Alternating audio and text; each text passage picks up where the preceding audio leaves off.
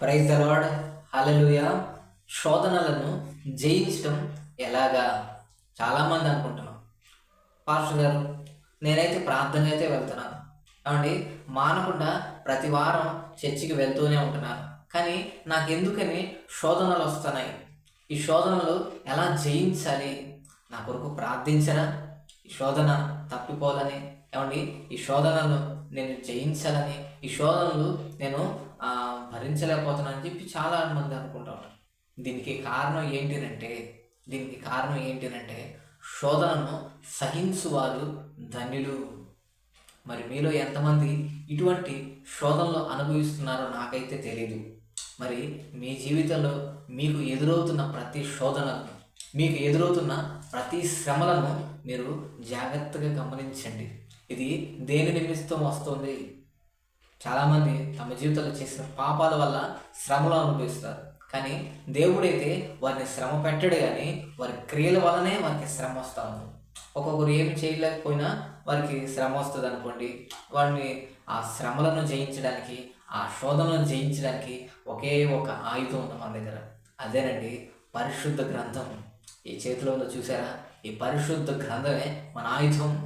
ఈ యొక్క గ్రంథంలో ఏదైతే రాయబడి ఉంటుందో, ఈ గ్రంథంలో ఏదైతే మనం చదువుతున్నామో ఏమండి, వాటిని మనం గైకొన్నట్లయితే దేవుని యొక్క శక్తి, దేవుని యొక్క ప్రార్థన శక్తి, మరి ముఖ్యంగా దైవసేవకుల ప్రార్థన, నీ ప్రార్థన దేవునిచ్చే ఆశీర్వాదం కావచ్చు, ఇవన్నీ కూడా ఏకమై ఏం చేస్తూ ఉంటుందంటే నీ శ్రమను జయించడానికి, నీ శోధనను నీవు తట్టుకోవడానికి దేవుడు శక్తిని అనుకూలిస్తాడు.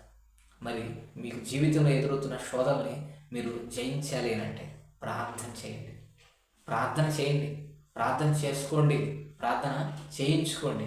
అప్పుడు దేవుడు మీ యొక్క ప్రతి శోధన నుంచి, మీ యొక్క ప్రతి శ్రమల నుండి నా దేవుడు దాటించునుగాక. బైబిల్లో యోబుని చూస్తాం. యోబు ఏమన్నా పాపం చేశాడంటారా?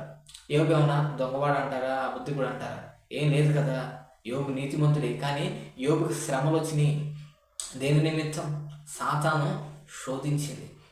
అదే ఒక భక్తుడు ఈ విధంగా రాశాడు: సాతాను సుడిగాలి రేపగా నా ఎదుటే నిలిచేవనా ప్రభు అని అన్నారు కదండి. అవును కదా. సాతాను కూడా మనం శోధిస్తూ ఉంటుంది. కాబట్టి వారు ఏ విధంగా రావచ్చు అంటే శోధనలు, సాతాను కాబట్టి బంధువుల రూపంలో వస్తాడు, స్నేహితుడి రూపంలో వస్తాడు, కాబట్టి నీ భార్య రూపంలో వస్తాడు, లేదా నీ భర్త రూపంలో నీకు ఎదురవుతూ ఉంటుంది శోధన. ఇంట్లో నీ అత్త వల్ల వస్తుందేమో శోధన.